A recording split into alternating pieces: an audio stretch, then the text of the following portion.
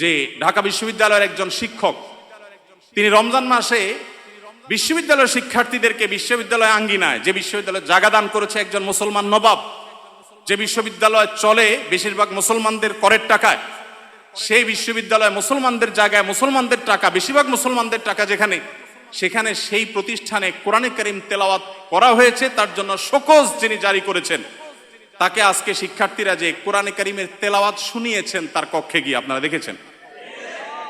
অবাক করা বিষয় কি জানেন, এদেশের এক শ্রেণীর মিডিয়া এটাকে নিয়ে সমালোচনা করে বলছে যে জোর করে কোরআন শোনানো তো ঠিক না। নীতিবাক্য শুনেছেন? জোর করে কোরআন শোনানো ঠিক না, মনে হয় যে জোর করে আয়নাগরে নিছে। যারা জোর করে আয়নাগরে নেওয়ার বিরুদ্ধে কোনোদিন একটা শব্দ বলতে পারে নাই, তারা এখন আল্লাহর কালাম শুনাইছে একজন মুসলমান দাবিদার মানুষকে, কোনো হিন্দু কেউ শোনায় নাই, সেটার বিরুদ্ধে তারা প্রতিবাদ করতেছে জোর করে কোরআন তেলাওয়াত করা ঠিক না। তাহলে জোর করে কোরআন তেলাওয়াত বন্ধ করা ঠিক আছে?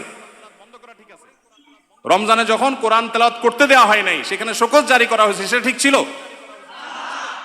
তাহলে তুমি নিজের বেলায় খুব অধিকারের পরে সোচ্চার, অন্যের বেলায় একেবারে সোচ্চার না।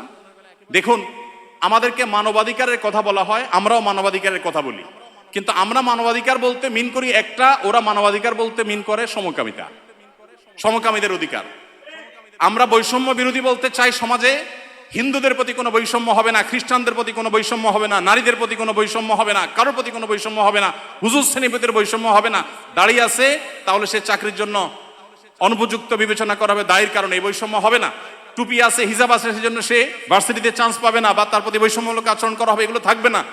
এদেশে মানুষ এই বৈষম্য দূর করতে চায়, আর ওরা আছে এদেশে সমকামীদের অধিকার প্রতিষ্ঠা করে তথাকথিত বৈষম্য দূর করার জন্য।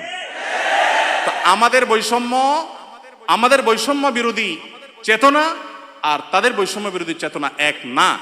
আমাদের বলতে এখানে আমি হুজুর শ্রেণী কথা বলছি না, এদেশের সর্বস্তরের মানুষ যদি গণভোট নেওয়া হয়, সমকামিতাকে এদেশে অধিকার হিসেবে এই বিকৃত যৌনতা চর্চা করে আমেরিকাতে, পৃথিবীর উন্নত দেশগুলোতে যে পরিমাণ ধ্বংস ডেকে এনেছে, সেখানকার রাস্তা রাস্তা অভিভাবকরা নেমেছে প্রতিবাদ করবার জন্য। আপনার একটা ভিডিও, ভাইরাল একটা ভিডিও দেখেছেন, কোন একটা গণমাধ্যমের কোন একটা টকশো বা টেলিভিশনের কোন একটা প্রোগ্রামে বাবার সামনে তার ট্রান্সজেন্ডার একটা মেয়ে আসছে, দেখে ছেলে ছিল সে, সম্ভবত মেয়ে হয়ে গেছে, সেই চিত্র দেখে বাবা যে হাওমাও করে কেঁদেছেন, গোটা পৃথিবীর মানুষের বিবেকে আঘাত করেছে। এই বিকৃত যৌনাচারের যারা প্রবর্তক, যারা এর ধ্বজাধারী, এরা ওই বিকৃত জিনিসটাকে আমাদের দেশে প্রবেশ করাবার অপচেষ্টায় লিপ্ত আছে। এরা জানে না যে এই স্বপ্ন এই দেশের মানুষ আসলে কখনো বাস্তবায়ন হতে দিবে না। ভাইরা আমার, অতএব আমরা যারা দাওয়াতি কাজ করব, সময়ের এই চাহিদাগুলো বোঝার চেষ্টা আমাদেরকে করতে হবে। আমাদেরকে বিভিন্ন নাস্তিক্যবাদ, ধর্মহীনতার দিকে নিয়ে যাওয়া হচ্ছে, এমন এমন শব্দ দিয়ে, মানব ধর্মের কথা বলে মানুষ হিসাবে আমাদের পরিচয়কে বড় তুলতে হবে, ধর্মীয় পরিচয় বড় বিষয় না। এগুলো সবগুলো হলো নাস্তিকতার প্রথম ধাপ, যেগুলো শোনার পর আমাদের দেশে এক শ্রেণীর সাধারণ মুসলমানরা না বুঝে তারাও সেগুলোকে অ্যাপ্রিসিয়েট করে যে কত সুন্দর কথা, হিন্দু না, বৌদ্ধ না, মুসলমান না, আমার কাছে মানুষ হিসাবে অধিকার চান। আমরা সবাই খুব অ্যাপ্রিসিয়েট করি।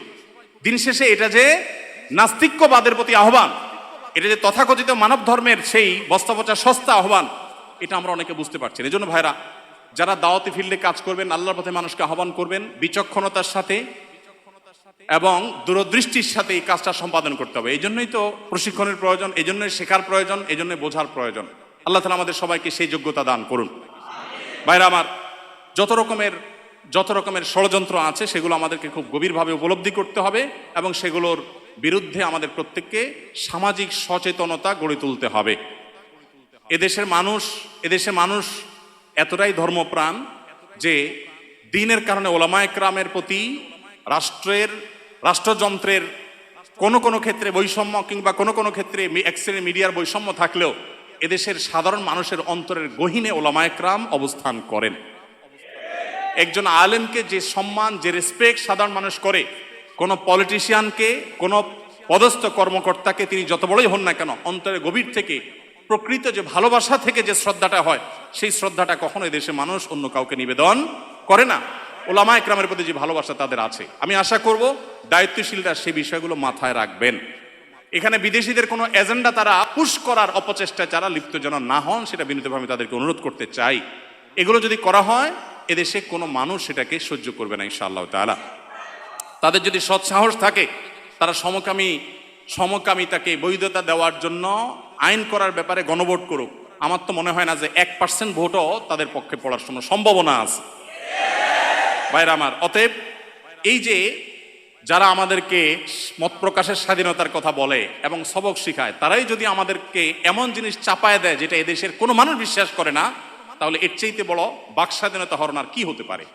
বিধায় আমরা আশা করব যে যারা দাওয়াতি কাজ করেন তারা একটু মা বোনদের দিনের প্রতি যে আগ্রহ, যদি আমরা আজকে উপযুক্ত মহিলা দায়ী সেরকম তৈরি করতে পারতাম, এবং অবশ্যই মহিলাদের দাওয়াতি কাজে শরীয়তের যে বাইন্ডিংস গুলো আছে, শারায়েত গুলো আছে, সেগুলো মেনটেন করে যদি করা যেত, এই সমাজের চেহারা পরিবর্তন হয়ে যেত। আমাদের আসুন্নাহ ফাউন্ডেশনে আমাদের মা বোনদের যে অংশগ্রহণ, মা বোনদের যে আগ্রহ ভালো ভালো কাজে, সেটা বেশ অনেকগুলো প্রজেক্টে আমরা দেখেছি পুরুষদের চাইতে অনেক বেশি। আমরা অনেকগুলো ইসলামী জ্ঞানের প্রতিযোগিতা আয়োজন করি, আপনারা জানেন, সেখানে হাজার হাজার মানুষ অংশগ্রহণ করেন। প্রত্যেকবার আমরা দেখি মেয়েরা সবসময় অংশগ্রহণকারীর সংখ্যায় সবচেয়ে এগিয়ে থাকে এবং ভালো ভালো পুরস্কারগুলো তারাই বেশিরভাগ ক্ষেত্রে জিতে।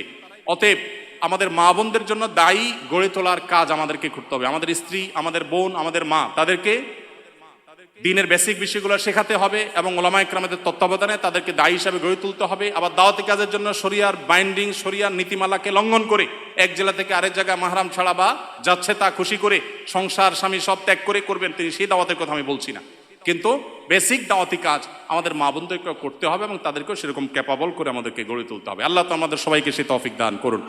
আমি আবারও বলছি, আমরা যারা দাওয়াতি কাজ করব, প্রথমত আমাদের ইখলাস দরকার, আল্লাহকে খুশি করার উদ্দেশ্য থাকা দরকার, নিয়তটা সহি হওয়া দরকার, আমাদের সস্তা কোনো উদ্দেশ্য যেন না হয় সে বিষয়টি মাথায় রাখতে হবে। দ্বিতীয়ত আমাদেরকে দাওয়াত দিতে হবে জেনে শুনে। আমরা যে বিষয়ে দাওয়াত দিব সে বিষয়ে খুব ভালো করে জেনে দাওয়াত দিব, না জেনে বা সামান্য ধারণার ভিত্তিতে কোনো দাওয়াত দিব না। তৃতীয়ত আমাদের দাওয়াতের ভাষা হবে অত্যন্ত কোমল। বিশেষ করে সোশ্যাল মিডিয়াতে যে পরিমাণ গালিগালাজ অনেক টুপি দাড়ি ধারণকারী, প্রোফাইল পিকচার ধারণকারী অনেকে করে থাকেন, সেটা আমাদের রীতিমতো লজ্জার কারণ হয়। বিশেষ করে এক হুজুরের ভক্ত হয়ে অন্য হুজুরের গোষ্ঠী উদ্ধার করার সময় আমাদের মুখ দিয়ে কি বের হয় কি বের না হয় সেটা বলে আসলে শেষ করা যায় না। ডক্টর খন্দকার আব্দুল্লাহ জাহাঙ্গীর রহমতুল্লাহ একটা কথা বলতেন, স্যার বলতেন যে এই দেশের মানুষের কাছে যদি আল্লাহ জান্নাত জাহান্নামের ফয়সালার জিম্মাদারে দিতেন, তাহলে জান্নাত পুরোটাই খালি থাকতো।